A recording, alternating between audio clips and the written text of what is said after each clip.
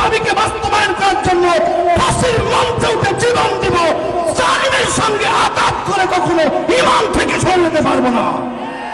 ঈমানের মূল্য যারা বুঝবে তাদের কাছে দুনিয়া তুচ্ছ। বলেন, ঈমানের মূল্য যারা বুঝবে এই দুনিয়া তাদের কাছে তুচ্ছ, কিচ্ছুই না। কারণ ঈমানদাররা জানে আমি মরলে শহীদ, বাঁচলে গাজী। ঈমানের কত মূল্য একটু ভালো করে বুঝেন।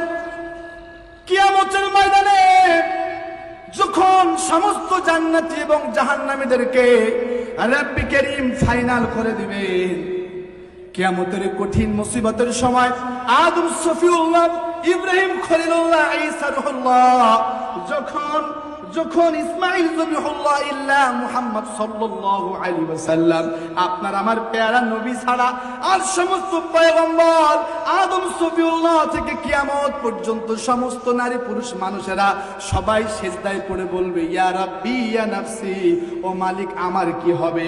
কিন্তু আপনার আমার নবী সিজদায় পড়ে বলবেন ইয়া রাব্বি উম্মতি। ওই সময় আমার আল্লাহ বলবেন হাবিব ইয়া মুহাম্মদ ইরফা রাসাক, হাবিব আমার আপনি কেন সিজদায় ক্রন্দনরত রয়েছেন। ওগো হাবিব আপনি আপনার মাথাটাকে উঠান। সুবহানাল্লাহ বলেন।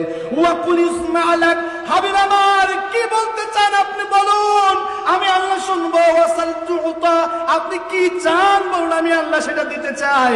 ওয়াশফা তুশাফা, হাবিব আমার আপনি সুপারিশ করুন, আমি আল্লাহ আপনার সুপারিশকে গ্রহণ করতে চাই। সুবহানাল্লাহ বলেন। আমার ভাইরা ওই সময় যখন নবীজি মাথা উঁচু করে বললেন ফাকুল ইয়া রাব্বি উম্মতি, ওগো মালিক আমার উম্মতরা দুনিয়াতে নফসের ধোঁকায় পড়ে, শয়তানের ধোঁকায় পড়ে আমার উম্মতরা ঈমান থেকে সরে গিয়েছিল। গো মালিক, ওগো মালিক আমার আল্লাহ। আল্লাহ তাআলা বলেন দুনিয়ার মানুষ শোনো, আমি রব যদি আমার কোন বান্দা বান্দিকে ভালোবেসে ফেলি, আল্লাহু ইয়াজতাবি ইলাইহি মান ইয়াশা, আল্লাহু ইয়াজতাবি, আমি আল্লাহ নির্বাচন করে নিয়েছি, আমি আল্লাহ বাছাই করে নিয়েছি আমার বান্দাদের মধ্য থেকে কতিপয় কিছু বান্দাকে। সুবহানাল্লাহ বলেন।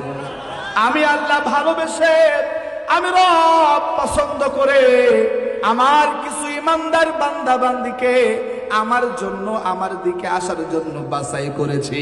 আর আমার যে সমস্ত বান্দারা আমার ডাকে সাড়া দিল, ওয়াহদি ইলাইহি মান ইউনিব, এ দুনিয়ার মানুষ তোমরা সাক্ষী থাকো, আমার হাবিব আপনি ঘোষণা করে দেন আমি আল্লাহ তাদেরকে হিদায়াতের পথে পরিচালিত করব।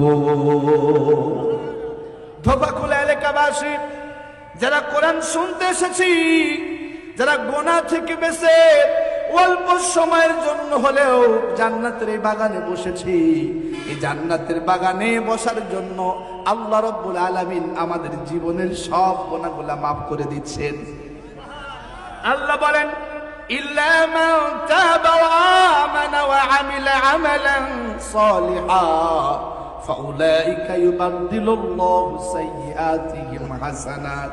আমার যেই বান্দা গুনাহ থেকে, আমার যেই বান্দা অপরাধ থেকে, আমার যেই বান্দা দুনিয়াবী কর্মকাণ্ড থেকে বিমুখ হয়ে তাওবা করে আমি আল্লাহর কোরআনের জন্য ফিরে আসে, হাবিব গো জানায়া দেন আমি আল্লাহ তার গুনাহগুলা মাফ করে দিই। শুধু তার গুনাহগুলা মাফ করি না, আমার ওই বান্দা বান্দির জীবনের গুনাহগুলারে আমি আল্লাহ সওয়াবে রূপান্তর করে দিই। আমার ভাইরা আমরা যারা আসলাম, আমাদেরকে কে এনেছেন? জোরে বলুন। আল্লাহ তাআলা এনেছেন। তিনি না আনলে আমরা এখানে আসতে পারতাম? অসম্ভব। আমার সামনে বসে আছেন যাদেরকে আল্লাহ তাআলা বাছাই করেছেন, নির্বাচন করেছেন, একমাত্র রব্বে কারীমের প্রিয় কিছু বান্দা। হাবিবুল্লাহ বলেন কত প্রিয়, ইন্না মিন ইজলালিল্লাহি ইকরামা বিশাইবাতিল মুসলিম, যে ব্যক্তি আমাদের বৃদ্ধ দাড়ি পাকা মুরব্বীদেরকে সম্মান করে, আমি নবী বললাম সে যেন আমি রাসূল এবং আমার আল্লাহকে সম্মান করব। বসে আছেন মুরব্বী ইকরাম, যে মুরব্বীদেরকে সম্মান করলে হাবিবুল্লাহ রাসূলুল্লাহ সাইয়্যিদুনা কুদওয়াতুনাকে সম্মান করার সওয়াব পাওয়া যায়। সুবহানাল্লাহ বলেন। প্রিয় মুরব্বী কেরাম, কলিজার টুকরা যুব সমাজ, যেই যুবকদের যৌবনের কারণেই ইসলাম প্রতিষ্ঠিত হয়েছে, আগামীতেও হবে। সুবহানাল্লাহ বলেন। ছোট কচিকাঁচা সোনামণিরা, পর্দার আল বসে আছেন আমার সম্মানিতা মা ও বোনেরা, মাইকের আওয়াজ যত দূর অবধি যায়, সকলের প্রতি আমার আবার আন্তরিক সালাম, আসসালামু আলাইকুম ওয়া রাহমাতুল্লাহ। আজকের মাহফিলে আসতে পেরে আপনারা খুশি না বেজার? কে কে খুশি একটা হাত তোলা দেন তো। লিল্লাহি তাকবীর, লিল্লাহি তাকবীর। আজকের মাহফিলে আসতে পেরে খুশি হয়ে সকলে পড়ছি আলহামদুলিল্লাহ। দুরূদ এবং সালাম মানবতার মহান আলোর দিশারি, যার আদর্শিক বিপ্লবে উদ্ভাসিত হয়েছে বিশ্ব মানবতা, আলোকিত হয়েছে মানব সভ্যতা, যে নবীজির উপরে দুরূদ এবং সালাম পেশ করলে ওই দুরূদ এবং সালাম কোন ফেরেশতার আগে কোন ফেরেশতা হাবিবুল্লাহর রওজায় নিয়ে যাবে, এটা নিয়ে ফেরেশতাদের মধ্যে প্রতিযোগিতা শুরু হয়ে যায়।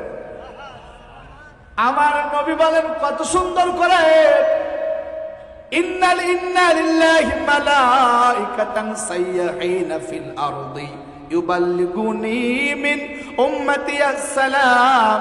আমার উম্মত নারী পুরুষ, শোনো, তোমরা শোনো, যখন তোমরা আমি নবীর উপরে দুরূদ এবং সালাম পেশ করো, কোন ফেরেশতার আগে কোন ফেরেশতা সেই দুরূদকে আমি নবীর কাছে পৌঁছাই, এইটা নিয়ে ফেরেশতাদের মধ্যে প্রতিযোগিতা শুরু হয়ে যায়। শুধু এটা নয়, যারা আমি নবীর উপরে দুরূদ পড়ে, দুরূদ আওলান নাস বি ইয়াউমাল কিয়ামাতি আকসারুহুম আলাইয়া সালাহ। সুবহানাল্লাহ বলেন। নবীজি আমার কত সুন্দর করে বলেন। আমি হাদিসের অনুবাদ করার আগে জানতে চাই, আমার প্রাণপ্রিয়, আমার ভালোবাসার মহব্বতের এলাকাবাসী, আমি জানতে চাই কিয়ামতের ময়দানে আপনারা কি নবীর সঙ্গে হাসর নসর হোক এটা চান? নবীজির কাছে থাকতে চান? কে কে চান? লিল্লাহি তাকবীর। আমার নেতা তোমার নেতা, আমার নেতা তোমার নেতা। নবীজি কত সুন্দর করে বলছেন, আউলান নাস বি ইয়াউমাল কিয়ামাতি আকসারুহুম আলাইয়া সালাহ। আমি নবীজির সবচাইতে নিকটে আমার সেই উম্মত নারী পুরুষ থাকবে। আমার যে উম্মত নারী পুরুষ হাঁটতে চলতে উঠতে বসতে জীবনের সবখানে আমি নবীর উপরে দুরূদ এবং সালাম পেশ করে। শুধু এটা নয়, ও প্রিয় এলাকাবাসী, কি করে বোঝায়? মনে অনেক দুঃখ, অনেক কষ্ট, অনেক যাতনা। দুনিয়ার মানুষের কাছে বলে নিজেকে হাসির পাত্র বানাবেন না। বলেন তো, মনের দুঃখ কষ্ট যন্ত্রণা কাকে বলবো? নবীজি বলছেন, শোনো দুনিয়ার মানুষ, যদি তোমরা তোমাদের দোয়াগুলারে কবুল করাতে চাও, যদি তোমাদের দুনিয়ার নেক মাকসুদ গুলা পূরণ করতে চাও, আখিরাতে নাজাত চাও, ইজআলুনি ফি ওয়াসাতাদ দুআ আউয়ালাহু ওয়াল আখিরা। সুবহানাল্লাহ। আমার রাসূল বলেন, তোমরা তোমাদের দোয়ার শুরুতে, তোমরা তোমাদের দোয়ার মধ্যখানে, তোমরা তোমার দোয়ার শেষে আমি নবীর উপরে দুরূদ রাখো।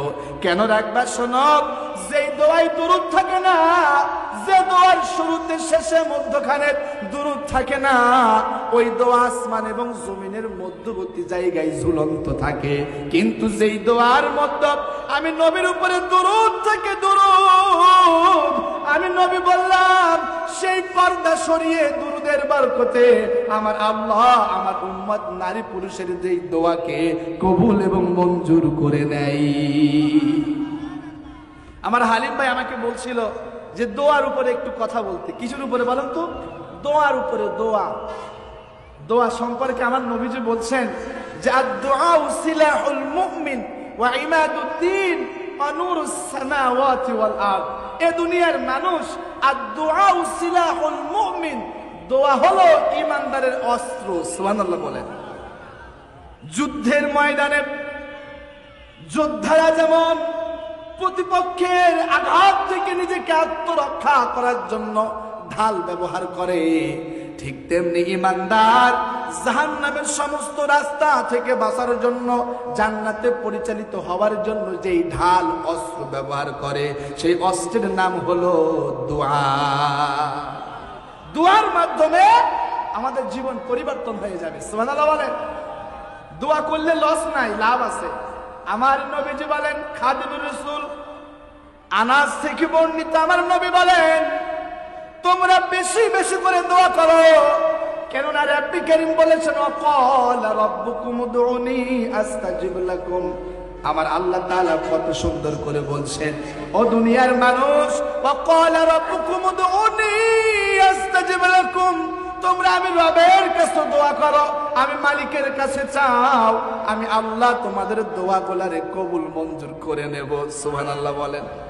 আমার আল্লাহ কত সুন্দর করে বলেন, হাবিব ওয়াইদা সালাকা ইবাদি আন্নি ফাইন্নী করিব উজিবু দাওয়াতাদ দাঈ ইযা দাআন।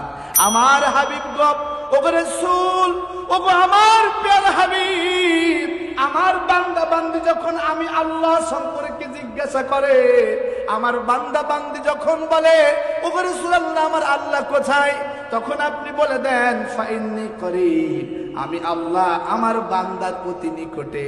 আমরা বললাম, মালিক গো, আপনি আমাদের কত নিকটে? মালিক বলেন, ওয়ানাহনু আকরাবু ইলাইহি মিন হাবলিল ওয়ারিদ।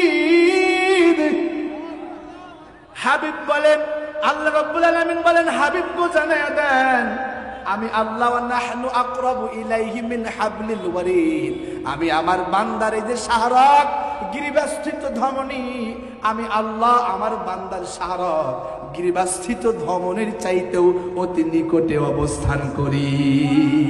কেন করি?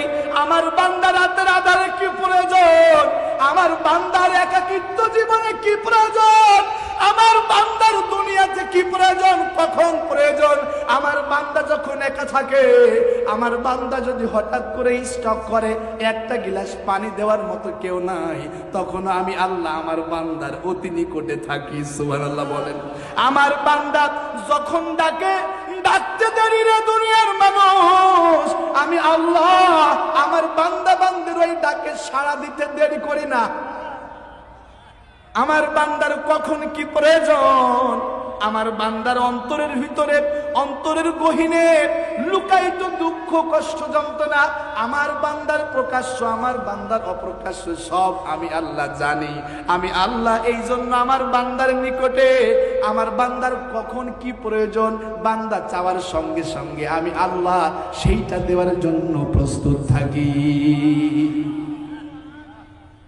দোয়া করলে লস নাই। নবীজি বলছেন, খাদিমের রাসূল বর্ণনা করেছেন যে দোয়া করলে আল্লাহ তাআলা তিন ভাবে দেয়। কয় ভাই বলেন তো? তিন ভাবে দেয়। ভাই আমি একটু অসুস্থ, বুঝছেন, কালকে আমি বলি না এগুলা, আমি ভোলাতে ছিলাম। আমার ওই যে সালাউদ্দিন ভাই, হালিম ভাই আমাকে ফোন দিছে। আমি গতকাল রাতেই মাহফিল শেষ করেছি 12টার দিকে, ওই ভোলা মেঘনা নদীতে আমি আবার ওই স্পিড বোটের যোগে আসছি। এরপরে আমি সকাল 6টায় যশোরে পৌঁছাইছি। একটা প্রোগ্রাম ছিল সাংগঠনিক, সেখানে চলে গেল এক বেলা। এই আসতে একটু ঘুমাইতেও পারিনি, আবার আপনাদের এখানে আসলাম। তো মোটামুটি আমার কথা কি বোঝা যায়? বোঝা যায়? ঘন্টাখানিক শোনা যাবে তো ইনশাআল্লাহ? কথা বলছি কার? জোরে বলুন। ইমানদারের কথা শুনলে ভালো লাগে, আল্লাহ তাআলার কথা বললে ভালো লাগে ইমানদারের, ঠিক কিনা বলেন? আমরা সবাই ভাই ভাই, কেউ আমাদের শত্রু নয়। আমরা কাউকে আঘাত দিয়ে কথা বলতে চাই। ইসলাম আঘাত দিতে আসে নাই, বরং ইসলাম তার উদারতার মাধ্যমে সমস্ত কঠোর মানুষের হৃদয়কে বিগলিত করেছে। সমস্ত কঠোর হৃদয়ের মানুষেরা ইসলামের কাছে আসলে দুর্বল হয়ে যায়। সুবহানাল্লাহ বলেন। আমরাও দুর্বল ইসলামের কাছে, ঠিক কিনা? কোন দল করে আমি বুঝি না, সে যে দল করুক না কেন, কিন্তু ইসলামের প্রশ্নে আমরা এক, ঠিক কিনা বলেন? ইসলামের প্রশ্নে আমরা কি বলেন? কি এক। ইসলাম যেখানে, দল মত নির্বিশেষে আমরা সবাই সেখানে। কে কে রাজি আছেন? লিল্লাহি তাকবীর। আচ্ছা, আর একটা স্বীকারোক্তি নিতে চাই, ইসলাম যারা কায়েম করতে চায় তাদের সঙ্গে থাকতে হবে। পারবেন? পারবেন? আমাদের জীবনটা পরিচালিত হবে ইসলাম কেন্দ্রিক। কি কেন্দ্রিক? ইসলাম যেটা বলতে বলেছেন বলবেন, ইসলাম যেটা বলতে মানা করেছে বলবেন না, ইসলাম যেটা করতে বলেছে করবেন, ইসলাম যেটা করতে মানা করেছে করবেন না। ইসলাম যে দল করতে বলেছে করবেন, ইসলাম যেই দল তালাক দিতে বলেছে সেই দলকে তালাক দিতে হবে। ইসলামের বাইরে ইমানদার একটি সেকেন্ডও অতিবাহিত করতে পারে। আমাদের সব শয়নে স্বপনে, আমাদের শয়নে স্বপনে প্রকাশ্য অপ্রকাশ্য সঙ্গবদ্ধ একাকিত্ব আমাদের গোটা জীবন কার জন্য হবে? বলুন কার জন্য হবে? তাহলে ইসলাম যা বলেছে আমরা সেটা করব ইনশাআল্লাহ। বলেন কে কে রাজি আছি? লিল্লাহে তাকবীর, লিল্লাহে তাকবীর। তাহলে ইমানদারের অস্ত্রের নাম হলো দোয়া। কি বলেন? জোরে বলুন। কার কাছে করবেন? দোয়া করলে লস নাই। কি নাই? আল্লাহ তাআলা তিন ভাবে দেয়। প্রথম নাম্বার, রাসূলুল্লাহ বলেন যদি তার রিজিক হালাল হয়, কি হয়? তিন ভাবে আল্লাহ দেয়। আবার দোয়া কবুলের শর্ত তিনটা। সুবহানাল্লাহ বলেন। সবাই দোয়া আল্লাহ কি কবুল করে? করবে না। দোয়া কবুলের শর্ত হলো তিনটা। প্রথম নাম্বার হলো দোয়াকারীর দোয়ার মধ্যে শিরিক থাকা চলবে না। কি থাকা? শিরিক থাকা চলবে না। দ্বিতীয় নাম্বার, মুনাফিকের দোয়া আল্লাহ কবুল করে না। তৃতীয় নাম্বার, যারা হারাম খায়, হারাম খায় যারা বেদাতি, ওদের দোয়া আল্লাহ কবুল করে। তাহলে শিরিক কুফর নেফাক মুক্ত হারাম মুক্ত নির্ভেজাল খাঁটি ঈমানের মাধ্যমে দোয়া করলে ওই দোয়া কে কবুল করে? কে কবুল করে? আমাদের অস্ত্রের নাম হলো দোয়া। কি বলেন তো? আমাদের অস্ত্রের নাম হলো দোয়া।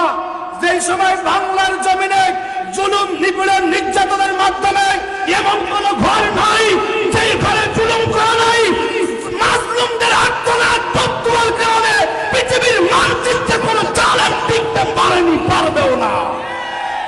আপনার কি মনে হয় জালেম পালিয়েছে ছাত্রদের মাধ্যমে? না, জালেম পালিয়েছে মাজলুমের বদদুয়ায়। বলেন বলেন। হ্যাঁ, জালেম পালিয়েছে মাজলুমের বদদুয়ায়। ঠিক কিনা বলেন? এমন কোন ঘর নাই বিগত 16 বছরে আওয়ামী লীগও নির্যাতিত হয়েছে ওদের দ্বারা। বলেন বলেন। আরে আমি শুনেছি অনেক আওয়ামী লীগের ভাই কাইদে কেটে বলছে যে কি করলাম আওয়ামী লীগ করে, ওটা আমারও ছাড়ে নাই। কথা বলেন নাই? আওয়ামী লীগ, বিএনপি, জামাত, জাসদ, বাসদ প্রায় মুষ্টিমেয় কিছু লোকের কাছে সবাই জিম্মি ছিল, সবাই ছিল মাজলুম। মাজলুমরা দোয়া করেছে, শুনেছে কে? শুনেছে কে? নবীজি বলছেন খবরদার মাজলুমের বদদুয়াকে ভয় করো। মাজলুমের বদদুয়াকে, কারণ মাজলুমের বদদুয়ার মাঝে আল্লাহর মাঝে কোনো পর্দা নাই। কি নাই? তাহলে জালেম পালায়েছে কাদের বদদুয়ায়? হ্যাঁ, মাজলুমের। আমরা কি জালেম হব না মাজলুম হব? বলেন বলেন। খবরদার কারোর উপর জুলুম করা যাবে না, কারণ কিয়ামতের ময়দানে জালেমের জুলুম সবচাইতে বেশি অন্ধকার হয়ে ব্যক্তিকে গ্রাস করে ফেলবে। আল্লাহ তাআলা আমাদেরকে জালেম হওয়া থেকে হেফাজত করুক, আমিন। আমরা মাজলুম হতে চাই। কি হতে চাই? আমরা জালেম হতে চাই ইনশাআল্লাহ। বলেন দোয়া কবুল হবে তিন ভাবে। প্রথম নাম্বার, যদি রিজিক হালাল হয়, নিয়তটা ঠিক থাকে, বেদাত না থাকে, হারাম না থাকে, তাহলে আল্লাহ প্রথম নাম্বার যা চাই দুনিয়াতে তাই দিয়ে দেয়। নবীজি বলেন যদি দুনিয়াতে না দেয়, তার দোয়া করার কারণে আল্লাহ রাব্বুল আলামিন তার কিছু গুনাহকে মাফ করে দেয়। সুবহানাল্লাহ বলেন। তৃতীয় নাম্বার, যদি গুনাহ না মাফ করে, কিয়ামতের ময়দানে রব্বি করিম বলবে আমার বান্দা আমি আল্লাহ তোরে মাফ করতে চাই, তোর কি মাফ পাওয়ার মতো কোনো পাথেও আছে? তখন আপনি আমি বলবো মালিক দুনিয়াতে দোয়া করেছিলাম, দোয়া তো দুনিয়াতে পূরণ করে দাও নাই, এখন সেটা চাই। আল্লাহ বলবেন যা, দুনিয়াতে করা তোর দোয়ার মাধ্যমে আমি আল্লাহ আজকে তোরে জাহান্নাম থেকে বাঁচাইয়া দিলাম। দোয়া করলে লস নাই, হয় দুনিয়াতে দিবে, কি ব্যাপার, হয় দুনিয়াতে দিবে, নতুবা আল্লাহ গুনাহ মাফ করে দেবে, নতুবা কিয়ামতের ময়দানে জাহান্নাম থেকে বাঁচায়া দেবে। সুবহানাল্লাহ বলেন। তাহলে দোয়া করতে হবে। কি করতে হবে? আর ওই দোয়ার মধ্যে থাকা লাগবে দুরূদ। কি থাকা লাগবে? দুরূদ। ইজআলুনি ফি ওয়াসাতাদ দুআ আউওয়ালাহু ওয়াল আখিরা। নবীজি বলেন তোমরা দুয়ার শুরুতে, মধ্যখানে, শেষে আমি নবীর উপর দুরূদ রাখো, কেননা দুরূদের বরকতে ওই বান্দা বান্দির দোয়াকে আল্লাহ কবুল করে নেয়। সম্মানিত ভাইয়েরা আমার, তাহলে আমরা দুরুদ এবং সালাম পড়ছি সেই রাসূলুল্লাহর প্রতি, যেই রাসূলুল্লাহর উপরে দুরুদ পড়লে কিয়ামতের ময়দানে নবীজির অতীব নিকটে থাকা যায়। সুবহানাল্লাহ বলেন।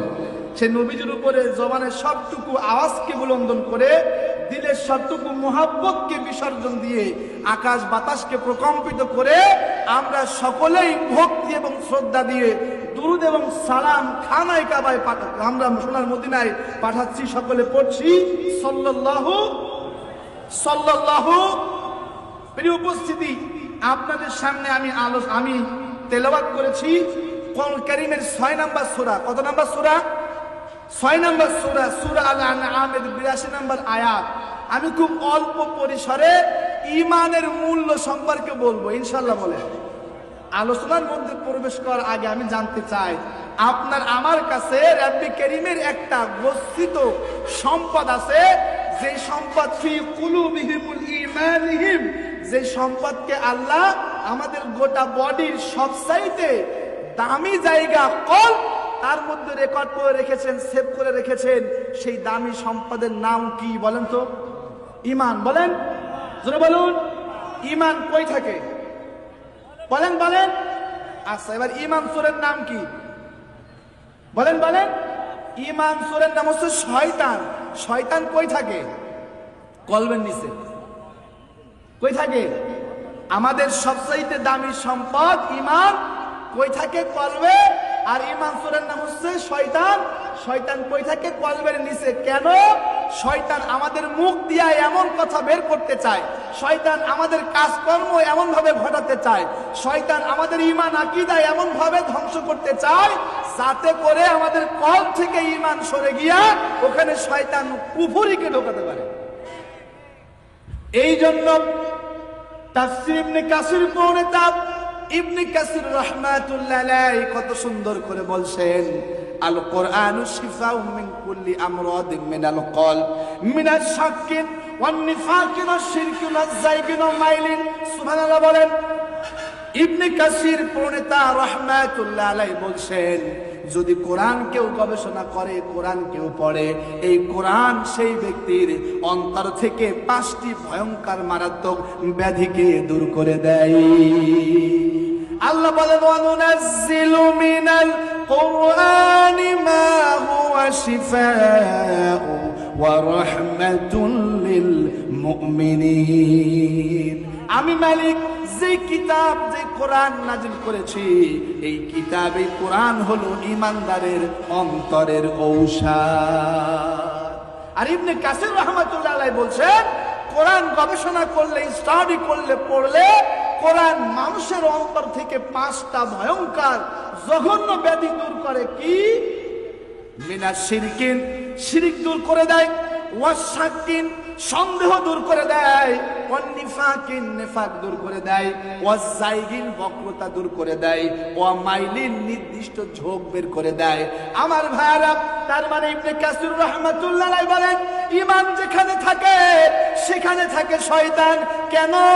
শয়তান ঈমানদারকে শিরক করায় বেঈমান বানাতে চায়, শয়তান ঈমানদারকে কুফরি করায় বেঈমান বানাতে চায়, শয়তান ঈমানদারের অন্তরে সন্দেহ ঢুকায়া, সন্দেহ প্রবণ বানায়া তারে বেঈমান বানাতে চায়। শয়তান মানুষের অন্তরে নির্দিষ্ট ব্যক্তি দলের প্রতি ঝোঁক বানায়া ঈমান থেকে সরাতে চায়। শয়তান মানুষের অন্তরের ভিতরে বক্রতা, একগুঁয়েমি ঢুকায়া দিয়া ঈমান থেকে সরাতে চায়। এই 5টা হলো অন্তরের রোগ। কি রোগ? আরে রোগ দিয়ে কে? শয়তান। কে দেয়? অন্তরে 5টা রোগ আছে, ভালো করে বোঝেন। ঈমান থাকে কলবে। কই থাকে বলেন তো? জোরে বলুন। ঈমান থাকে কলবে, শয়তান থাকে কলবের নিচে। কেন থাকে? শয়তান আমাদের ঈমানের ভিতরে শিরক ঢুকাতে চায়, শয়তান আমাদের ঈমানের ভিতরে কুফর ঢুকাতে চায়, শয়তান আমাদের ঈমানের ভিতরে নিফাক ঢুকাতে চায়, আমাদের ঈমানের সন্দেহ ঢুকাতে চায়, আমাদের ঈমানের ঝোঁক ঢুকাতে চায়। ঝোঁক বোঝেন তো? ঝোঁক মানে হলো যে আওয়ামী লীগ করে, আওয়ামী লীগ ছাড়া কিছু বোঝে না। কথা বুঝছেন তো? এই আওয়ামী লীগের দিকে ঝোঁক। কোরআন হাদিসে যা বলবে সব কিছু মানতে রাজি, কিন্তু যখন তার দলের বিরুদ্ধে যাবে তখন আর মানতে রাজি না। তার মানে ওর ঝোঁক কোরআন হাদিসের দিকে না, ওর ঝোঁক হলো ওর দলের ভিতরে। আর এই ঝোঁক দান করে ইবলিস, শয়তান। এই ঝোঁক দেয় কিনা? শয়তান দেয়। এই ঝোঁক আছে, ঝোঁক যে জামাত করে, জামাত ছাড়া আর কোনো কিছু বোঝেই না। যে বিএনপি করে, বিএনপি ছাড়া কিছু বোঝে না। এক কথায় নির্দিষ্ট ব্যক্তি তন্ত্র মন্ত্র দিকে ঝোঁক সৃষ্টি করে দেয় শয়তান। কেন? কারণ নির্দিষ্ট কিছুর দিকে ঝোঁকে গেলে মানুষ কোন হাদিস থেকে সরে যাবে, তার মানে মানুষ ঈমান থেকে সরে বেঈমান হবে। আর মানুষকে বেঈমান বানানোর ওয়াদা আল্লাহর কাছে শয়তান করেছিল। কথা বুঝছেন তো? আল্লাহ চাই আমরা ঈমানের পথে থাকি। কিসের পথে থাকি বলেন তো? আল্লাহ চাই আমরা ঈমানের পথে থাকি, ঈমানের পথে থেকে জান্নাতে যাই। আর শয়তান চাই ঈমান থেকে সরে আমরা বেঈমান হয়ে যাই। আমরা কোন দিকে যাব বলেন? বলেন কোন দিকে যেতে চাই? শয়তানের প্রলোভন, শয়তানের ধোঁকায় কখনো ঈমানদার পড়তে পারে? আমার ভাইরা, তাহলে কোরআন, আমার সম্মানিত মা বোনেরা, এত সকাল সকাল এত মহিলা কেন? সম্মানিত মা বোনেরা, আপনারা সামনের দিকে এগিয়ে আসেন, আমাদের অন্য বোনদেরকে বসার সুযোগ করে দেন। একটু জিকির করেন সুবহানাল্লাহ, আলহামদুলিল্লাহ, লা ইলাহা, বলেন সুবহান, লা ইলাহা। মরে যাব যখন আমি, হয়ে যাব লাশ, বন্ধু বান্ধব ছেড়ে দেবে তখন আমার পাশ, ঠিক কিনা? মরে যাব যখন আমি, হয়ে যাব লাশ, বন্ধু বান্ধব ছেড়ে দেবে তখন আমার পাশ। কেউ বলবে বাস কাট অতি তাড়াতাড়ি,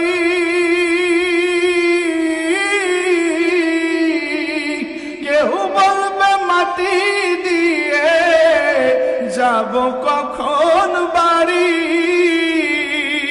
আজ আমি জীবিত বলে সবাই আমার আপন, মরার পরে সঙ্গী হবে শুধুই সাদা কাফন, মরার পরে সঙ্গী হবে শুধুই সাদা কাফন। আমার ভাইরা, তাহলে শয়তান আমাদের কলবের নিচে থাকে কেন? আমাদেরকে কি বানাতে চাই? বেঈমান। বলেন, দেখেন আব্দুল্লাহ ইবনে মাসউদ রাদিয়াল্লাহু তাআলা আনহু কত সুন্দর করে বলছেন, ঈমানের রাস্তার আঁকে-বাঁকে ইবলিস শয়তান বসে থাকে কেন? ওখানে বসে বলে, ইয়া আব্দুল্লাহ ইউনাদি হাদা তরিক। শয়তান ঈমান নামক রাস্তার আঁকে-বাঁকে বসে থাকে, মানুষকে ইনভাইট করে, মানুষকে নিমন্ত্রণ করে, মানুষকে দাওয়াত দেয় ঈমানের রাস্তায়।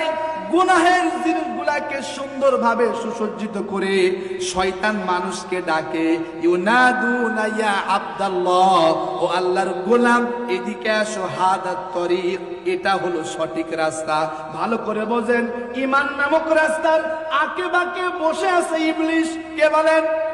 ইবলিস কি নিয়ে বসে আছে? বিভিন্ন গুনাহের সামগ্রী, বিভিন্ন অপরাধের কর্মকাণ্ডগুলা শয়তান নিয়ে বসে আছে, অপরাধগুলাকে সুসজ্জিত করে। কেন? কেন? শয়তান মানুষকে ঈমান থেকে সরাইয়া গুনাহ করাতে চায়। আমার ভাইয়ারা, ঈমান নামক রাস্তার কিছু দূরে গেলে শয়তান বসে আছে সুদ নিয়ে। ঈমান নামক রাস্তার আর কিছু দূরে গেলে শয়তান বসে আছে নেফাকি নিয়ে।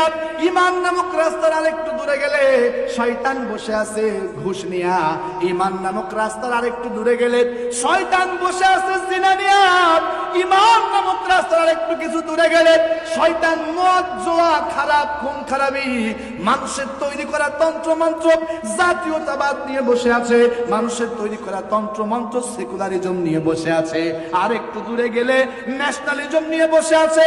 এক কথায় ঈমান নামক জান্নাতের আঁকে-বাঁকে শয়তান বিভিন্ন গুনাহের পথ খুলে বসে আছে। কেন? গুনাহ করাইয়া শয়তান ঈমানদারকে ঈমান থেকে বিচ্যুত করাতে চায়। কথা বুঝে ফেলেছেন তো? শয়তান কিন্তু আমাদের হাত ধরে গুনাহ করায় না। যে ব্যক্তি আমার যে বোনটা পর্দা করে না, শয়তান কি ওর বোরকা টেনে খুইলে বিবস্ত করেছে নাকি? করে না। কিন্তু যে ব্যক্তি মনিহার হলে যায়, শয়তান কারোর হাত ধরে বলে না চল ভাই সিনেমায় যাই, এক টিকিটই যেন কি বলে, এক টিকিটই দুই ছবি, এরকম আছে না?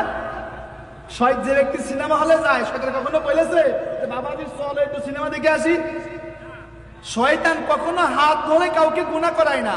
শয়তানের কাজ হলো ঈমান নামক রাস্তার আঁকে বাঁকে গুনাহের কাজগুলাকে ঈমানদারের চোখে সুন্দর করে সুসজ্জিত করা।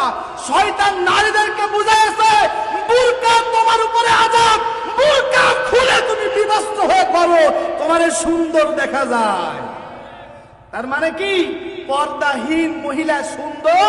যারা পর্দাহীন মহিলা ঘুরে বেড়ায়, শয়তান ওরে বুঝাইছে তুই পর্দা করার দরকার কি, তোর তো দম বন্ধ হয়ে যেতে পারে।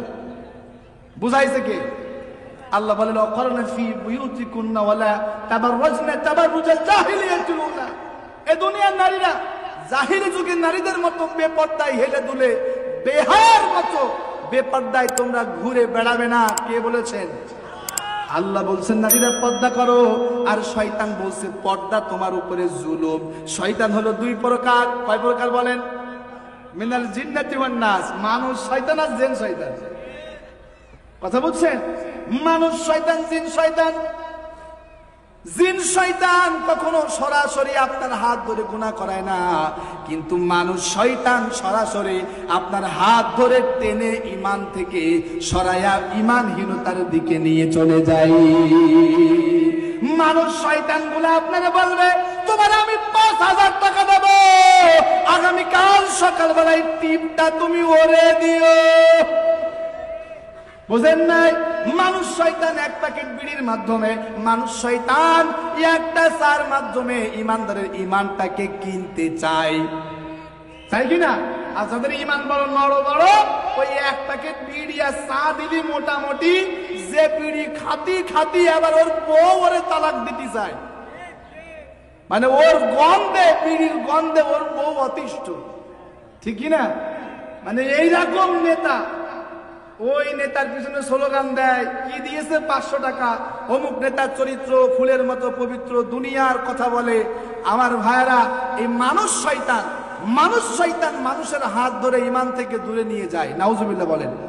তাহলে ভালো করে মনে রাখবেন, হাত মাত চোখ নাক মুখ থাকলেই মানুষ হওয়া যায় না। মানুষ হওয়া মুখ দেখে কি মানুষ সে না যায়, হায় মুখ দেখে কি মানুষ সে না যায়। আর মানুষ বড় আজব প্রাণী, মানুষ বড়, আর মানুষ বড় আজব প্রাণী, দুঃখ দিয়ে মজা পায়। মুখ দেখে কি মানুষ সে না যায়, হায় মুখ দেখে কি মানুষ সে না যায়। মুখ দেখে মানুষ সে না যায় না, কারণ অমানুষগুলা দেখতে মানুষের মতো। ঠিক কিনা বলেন? অমানুষগুলা দেখতে কিসের মতো বলেন? এই জন্য হাজারো অমানুষের ভিড়ে সঠিক মানুষ খুঁজে পাওয়া বড় মুশকিল। ঠিক কিনা বলেন? মানুষ শয়তান হলো তারা দীর্ঘ ১৬ বছর হাফেজে কোরআন আলেম ওলামার বিরুদ্ধে, আলেম ওলামার বিরুদ্ধে কথা বলেছিল, তারা হলো মানুষ শয়তান। মানুষ শয়তান হলো তারা।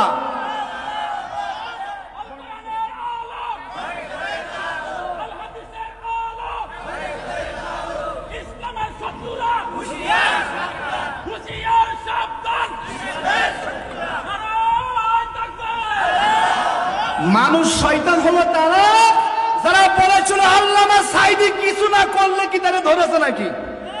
ও টাটকা মানুষ শয়তান। মানুষ শয়তান হলো তারা দীর্ঘ বছর জুলুম করে 40 সাল পর্যন্ত ক্ষমতায় টিকতে চেয়েছিল। মানুষ শয়তান হলো তারা যারা আল্লামা সাঈদীকে অপচিকিৎসার মাধ্যমে শহীদ করে দিয়েছে। ওরা সব মানুষ শয়তান। কি শয়তান? জোরে বলেন। আর বর্তমানে কিছু মানুষ শয়তান আছে, এক সময় যারা কালভার্ট ব্রিজ লুটে পুটে খেয়েছে, ওই শয়তানদের উত্তরসূরি কিছু শয়তান এখন বলে, ভাই তুমি আগে কত দিতে? বলে 100। বলে জুলুম করবে না, তুমি 100 দিতে, সেই 100 এখন অন্য দিয়ে আমারে দাও।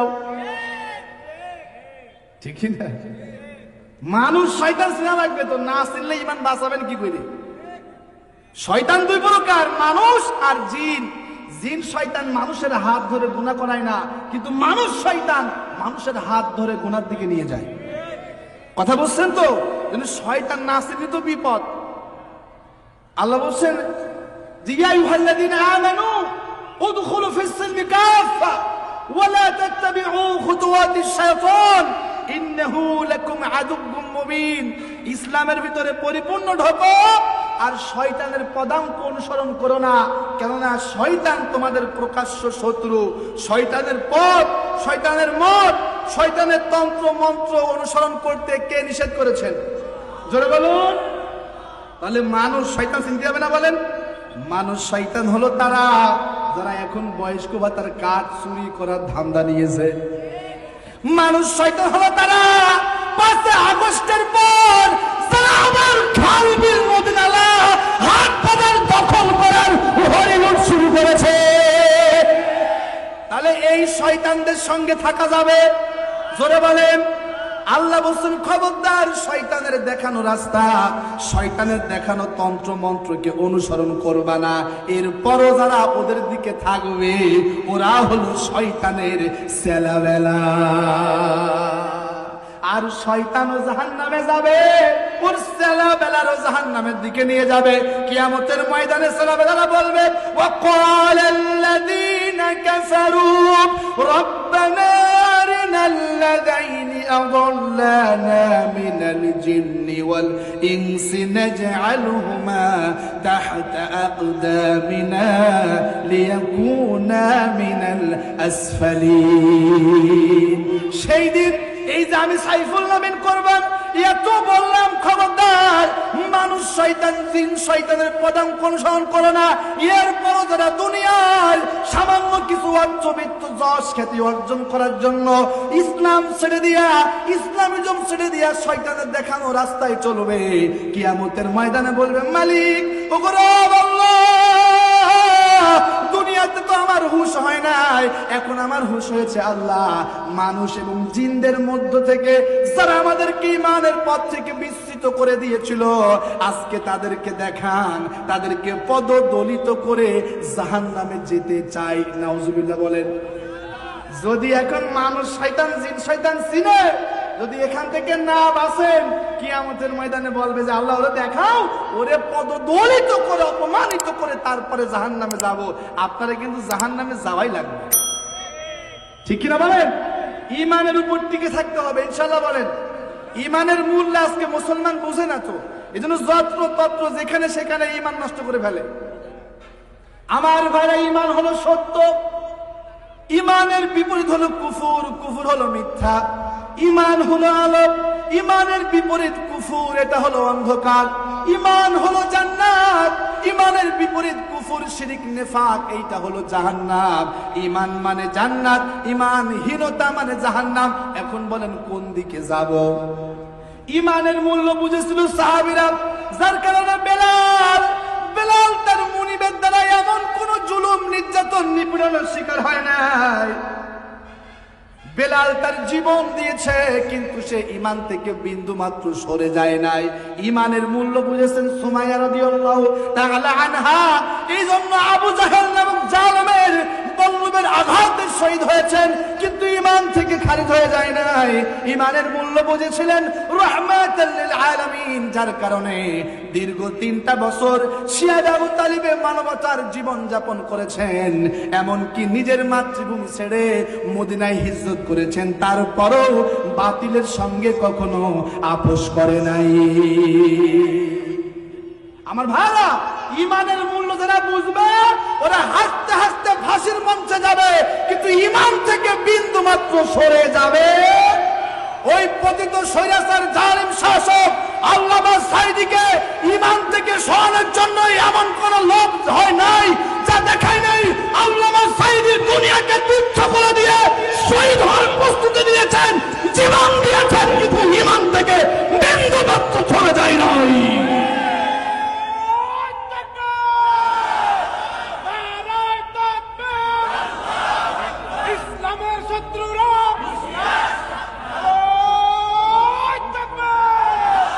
আমার ভাইরা, আমাদের রাহাবাররা আমাদের শিখিয়েছেন যে জমিন হল জমিন যার, আসমান যার, হুকুম চলবে তার,